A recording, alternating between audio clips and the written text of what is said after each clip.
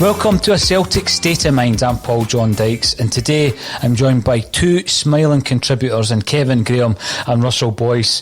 We're sitting here after a game at Rugby Park, having won convincingly and won 4-0. Now, Russell, you were talking about when was the last time we did that? When was the last time we turned over a team? Well, we've done it tonight. What was your thoughts overall?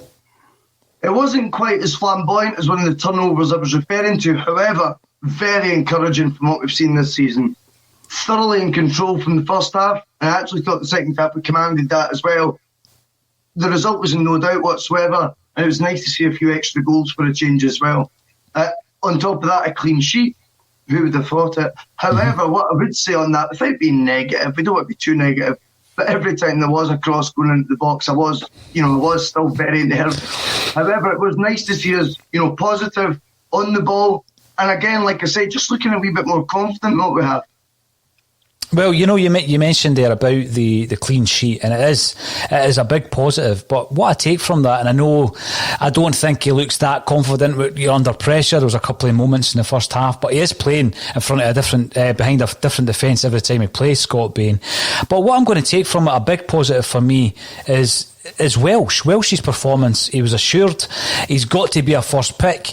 Kevin Graham, have we finally found a partnership that we can run with till the end of the season at centre defence? You would hope so, eh? You would hope that there's no chopping and changing. Great to get the win tonight, eh? But it's kind of like getting to the urinal and finding you've already paid yourself right enough. It's a wee bit it's a bit too late, but I'm going to enjoy the night because I've had quite a strange day today. So I think Lee Griffiths is on the same naughty step as me. So I'll gladly take that one. What about Bobby Bruni for Aiete's goal, eh? Mm-hmm. And Aiete done well to turn the guy, and it was a good finish. Again, it's just good to get the 4 goals. A bit of confidence. We moved the ball a bit better in the second half, but still don't think we get enough width. I agree with Russell. We gave away too many chances with cross balls into the box. Maybe a better team would have punished us, but they didn't. That ball was there on the line. Eddie was the offside, and it was a Stonewall penalty kick. So, round you, Sky Sports. Well, what I would say, obviously Andy Walker disagrees with you, Kevin, but what I would say in relation to the penalty is fair play. I don't think it was a penalty, but it was the softest of the 3. You could have looked at the previous 2 shouts by Eddie where he's he's been sandwiched on 2 occasions. So you get the rub of the green now and again. Let's be honest, we haven't had much of that this season. What about yourself, Russell? Young Welsh, he's done enough to keep that jersey over Duffy. Mate, I think you just hit the nail on the head when you used the word assured. He exudes so much more confidence, I think, than the rest of the defence, which, when you look at it, seems really simple, but it actually makes such a difference. He seems completely in control. His head is in the game. I think it's really impressive for someone, obviously he's a younger player, and as we've touched on in the past, thrown in sporadically in big matches, then pulled out the squad. Mm-hmm. Nothing seems to faze this boy, and I like the look of that. And it might be a blessing in disguise that perhaps we didn't get, an EPL loan signing for the remainder of the season. And perhaps now is the time that, whether it's through default and maybe not, the choice of the management team or whoever it is that makes these transfers, have debated that enough. But maybe we've actually found now an opportunity to give Welsh the platform that I think he deserves, because I feel more confident with him in the back foot. I don't know. He just has this presence, if you know what I mean. I'm not saying it's overly, he's not like Tony Adams, you know what I mean? But I think he's got an assuredness, composure That's what strikes me with him, and it's quite refreshing to see in a Celtic back four.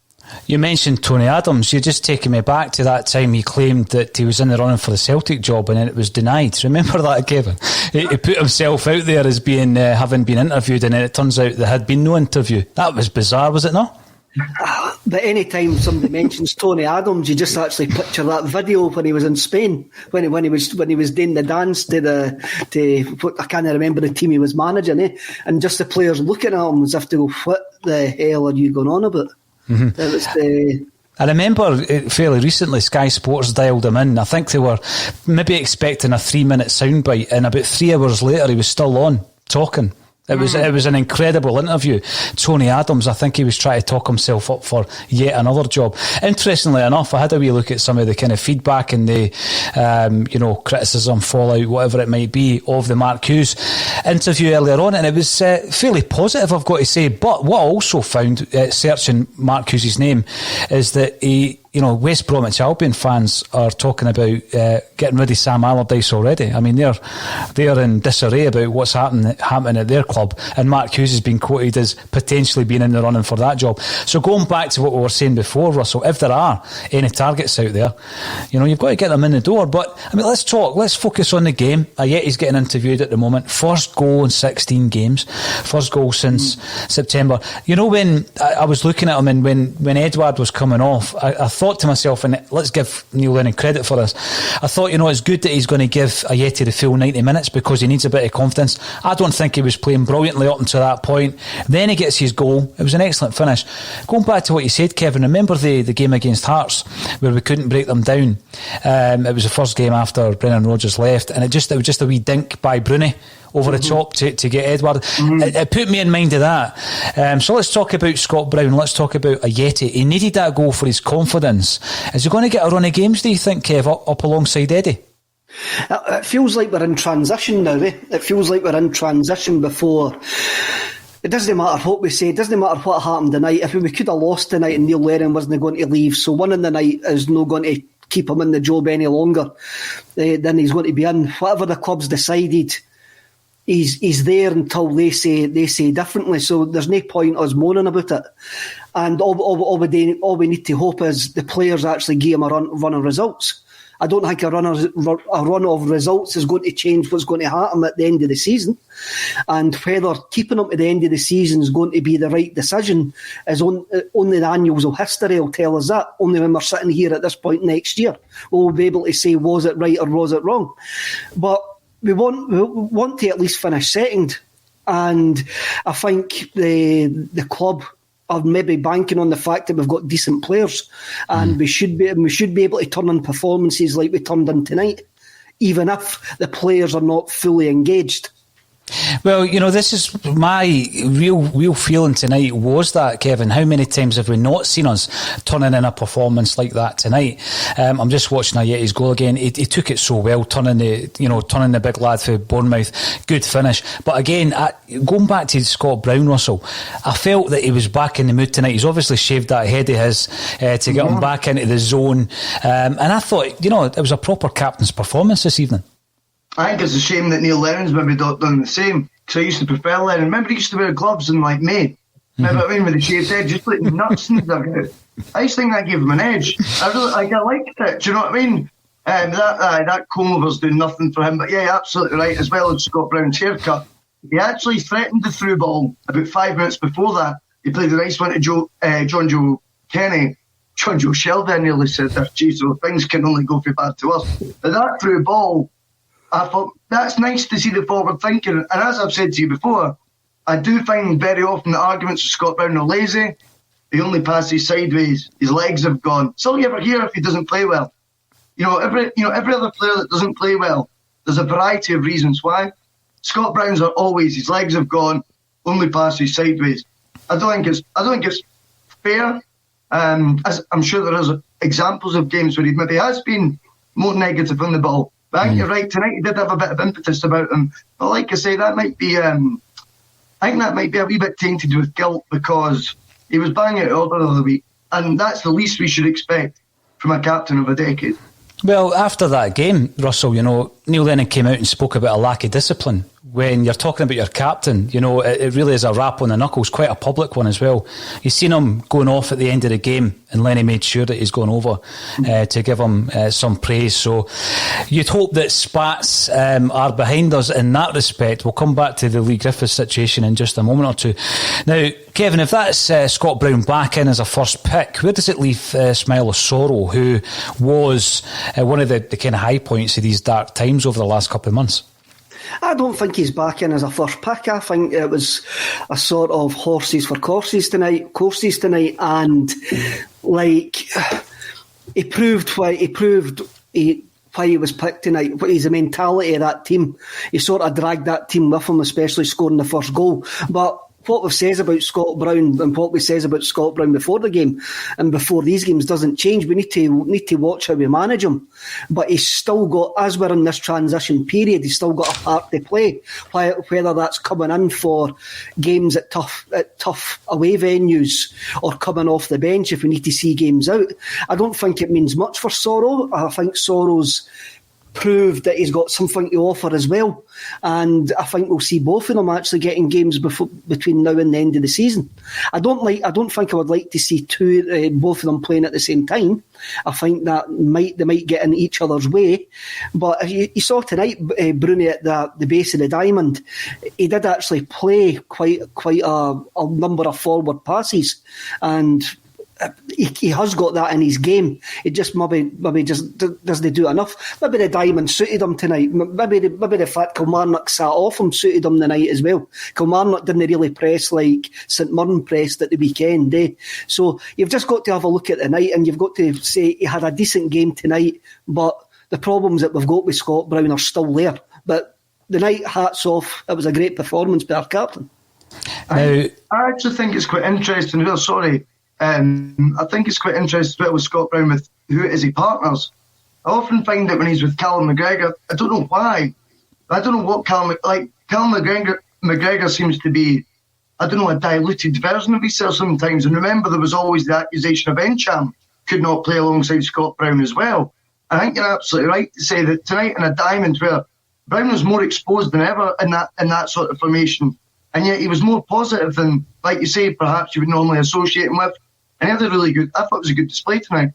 A couple of good points coming in from James Pearson. So he says via YouTube, if you are watching on YouTube, then please remember to subscribe. We're putting out as much content as we can on the channel every day, free of charge. Ayeti showed that little bit of Bal class. Remember, Kevin, when we spoke to Brian McLaren, he says that they used to be called Basil, but now they're Bal. I'm not quite sure how to pronounce it, but we'll go with Bal. With that goal this evening, it took a long time to come, though. I still fancy Griffin Kilmarnock next season, with Ayeti being our third choice. And the reason I brought this up is there was a moment, obviously, when the substitution was made and Kilmarnock comes on. And we spoke during the season about how the Griffiths has gone from fourth choice to potentially first choice at one point. Now, as Kevin said, he's back on the naughty step.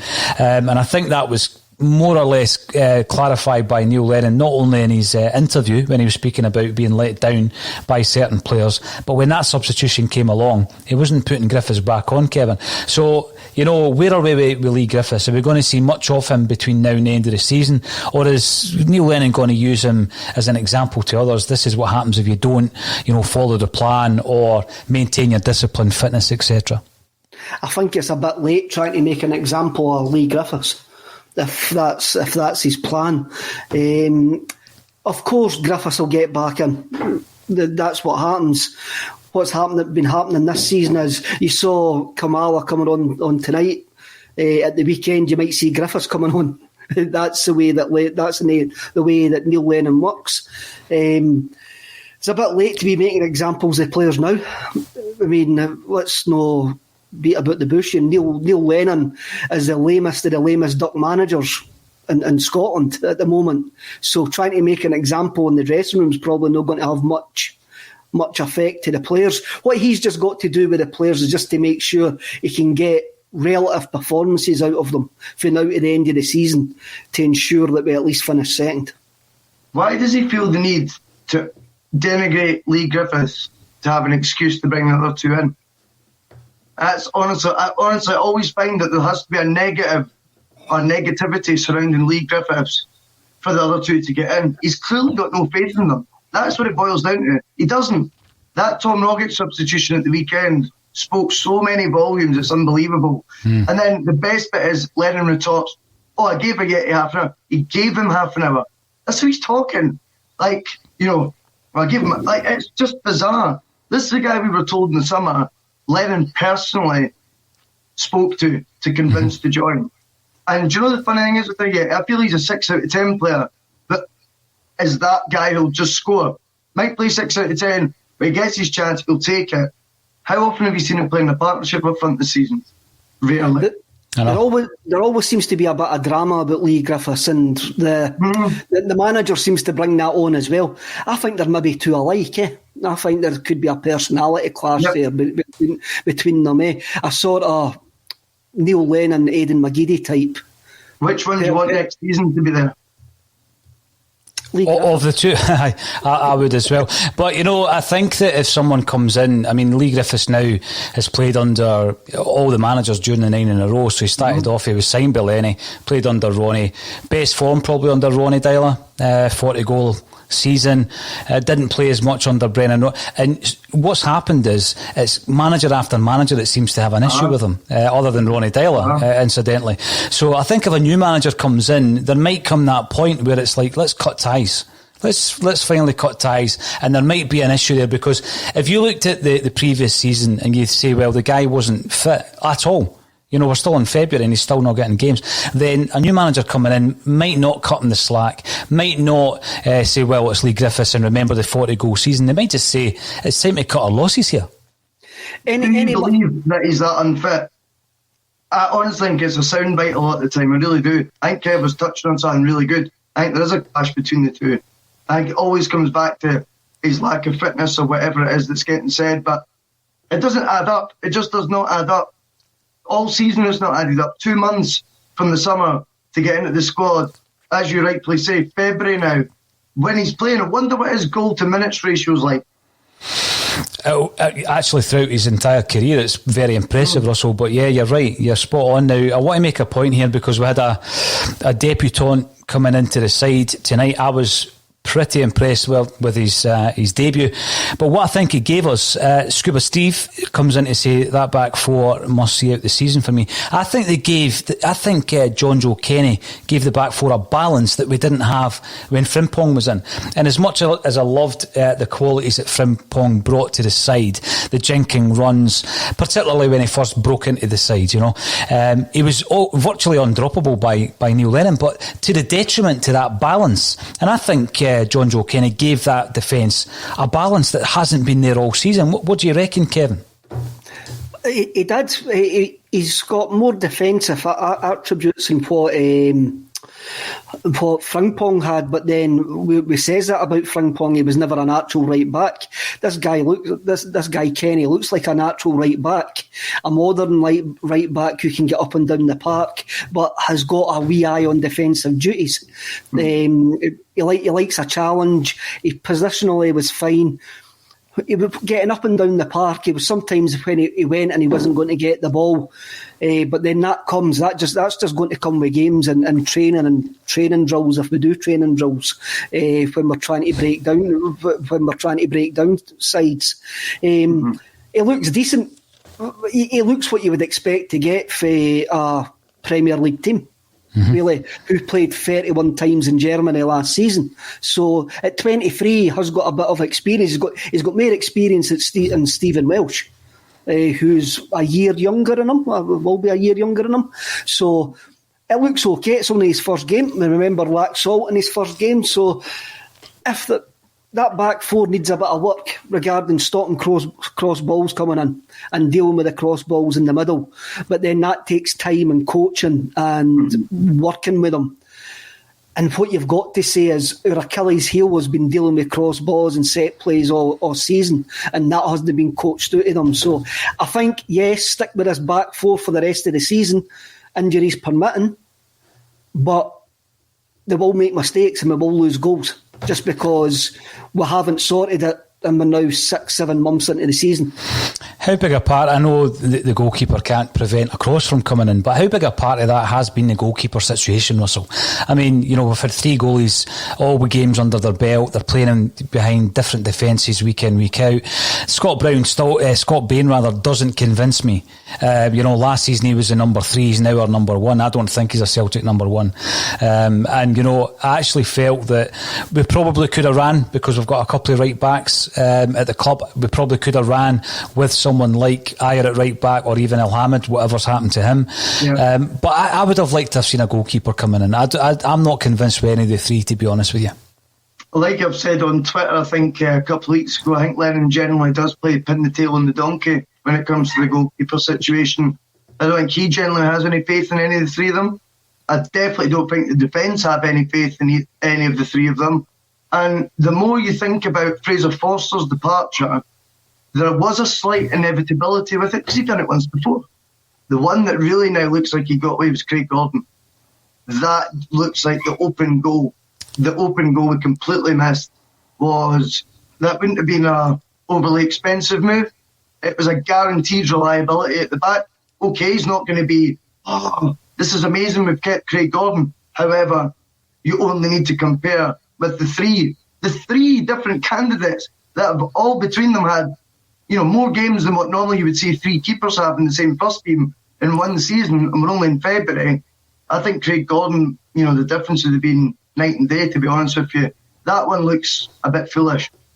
I agree with that, and he's gone to Hearts and he's going for the same money that he was offered. It's the same deal.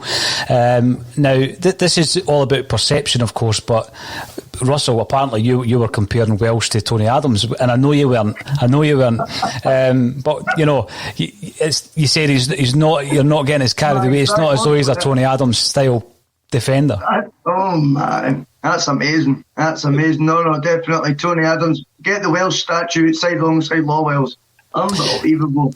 The big thing again, Stevie Murdoch's coming in from YouTube to say Ayeti looked knackered for the time he was on, took his goal well though.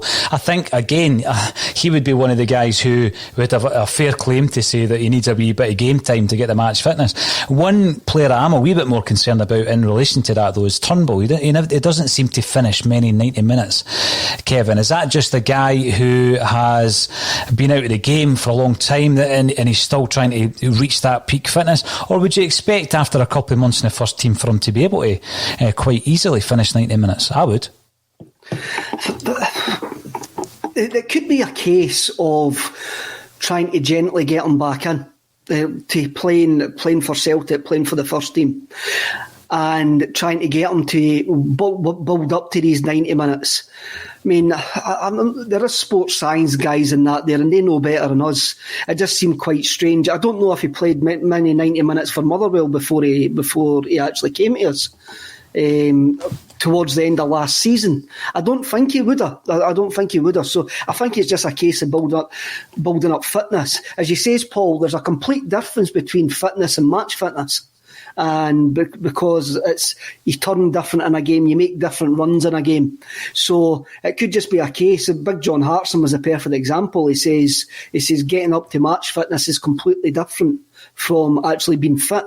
So I think you're seeing that with Ayeti, Kamala, Turnbull, and even Sorrow earlier on. They're going like that. It's fatigue. Well, if you haven't played for nearly 18 months and you play a run of games at match speed, then there is going to be an adjustment, and that's nothing to do with fitness. That's more to do with match fitness, and that could be the problem with Griffiths as well. Mm-hmm. What is the run of games though? What is the run of games? I mean, if you were Klamala, you'd be sitting there going, you start an Old Firm, and then you're back out. I mean, it's weeks he'll sit on the bench. He's not even first, second, third choice sub. What is this like? What is the when the player's looking at his own career, what's the development plan here?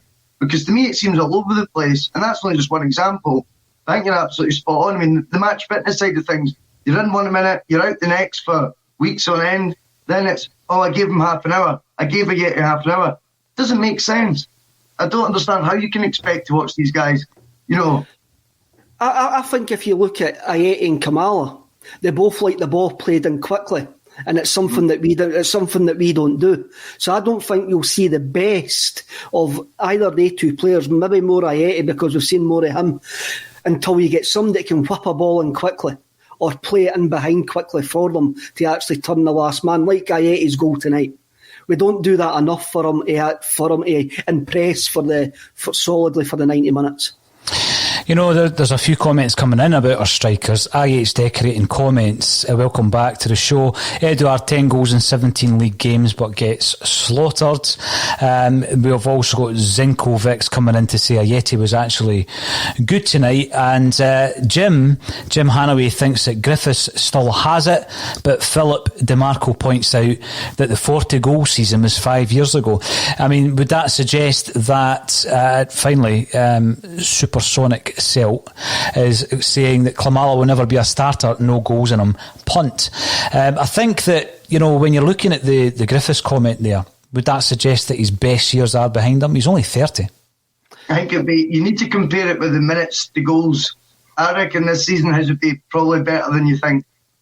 As I appreciate the fact he's not had enough minutes to get anything like 40 goals, but I think if you were to look at, you know, how much match time he's had against the goals that he has scored, perhaps not at such a rate, but it wouldn't be too far away either. Now, Kevin, you got yourself into a bit of bother earlier on about Celtic players phoning you at home when you're a season ticket holder.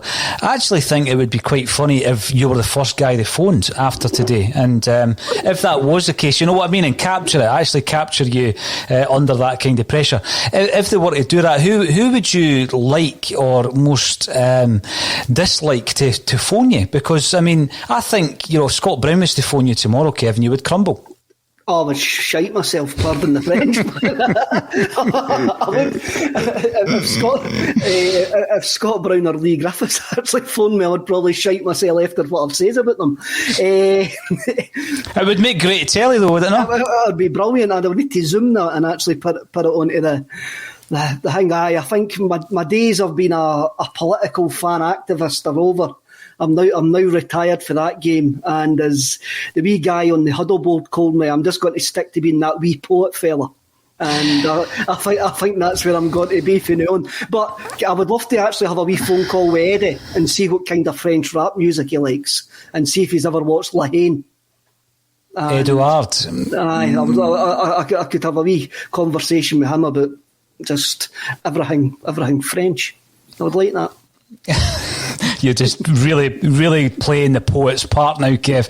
I found it quite interesting as well that all season, when we've been talking about the centre-half issue, that Kevin continually reiterated about the fact that Beaton should now be considered as a centre-half, Kevin.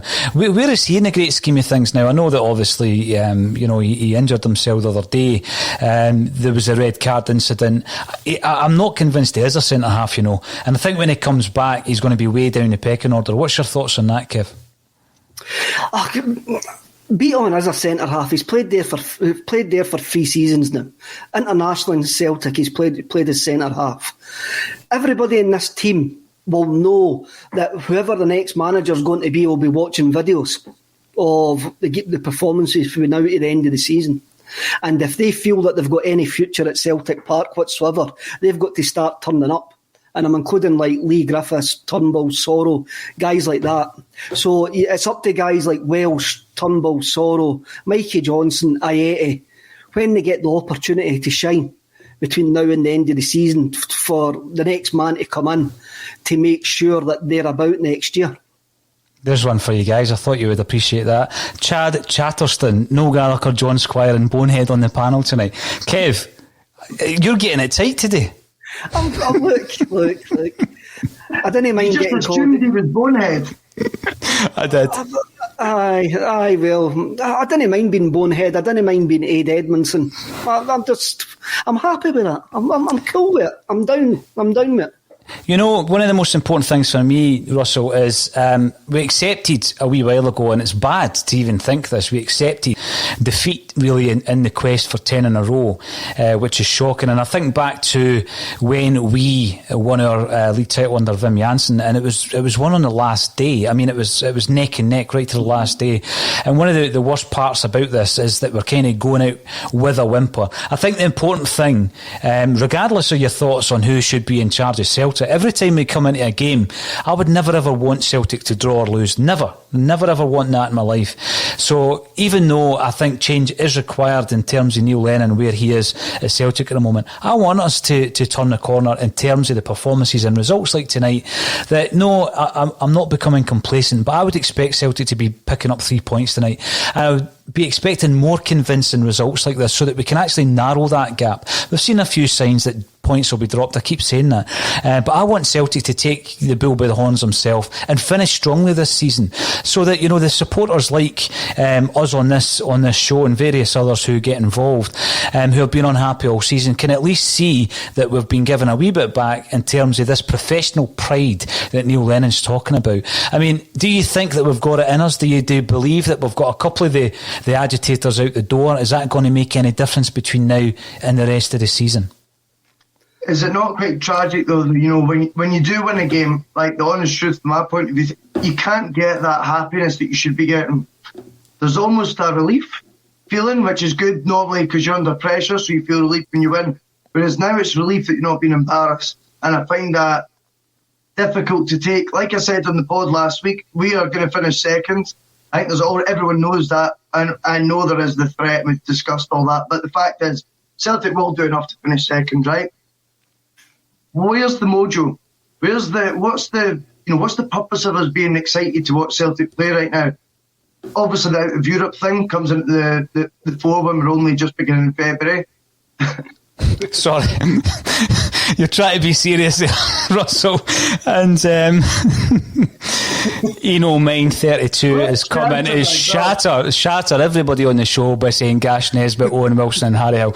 Listen, now and again, there's not been much laughs on the show this year, so now and again we're going to have to take that, and fair play. I mean, you're right. That's a belter. It is. But sorry to interrupt. You were actually being very serious and you were creating and crafting a very good point there, Russell. I can't. No. I know what you're saying. I mean, the fact of the matter is, obviously, when we win, we want to be feeling more positive than what we are.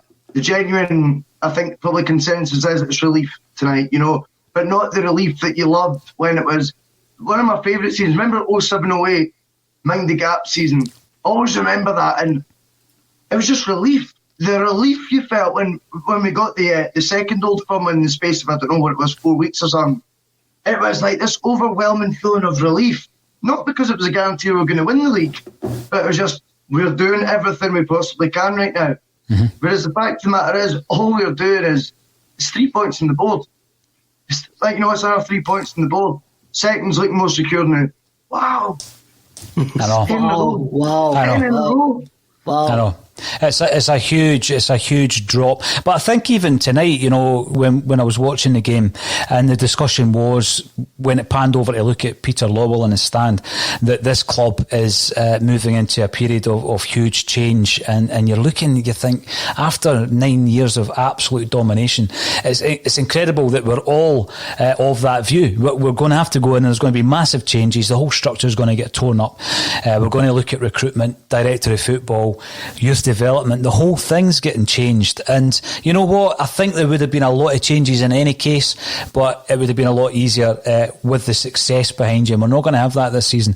So I've actually enjoyed it tonight, even the slagging that we've all been getting, which is welcome on nights like tonight. Give us a wee laugh. And we can't always focus on Kevin Graham. So thanks for that.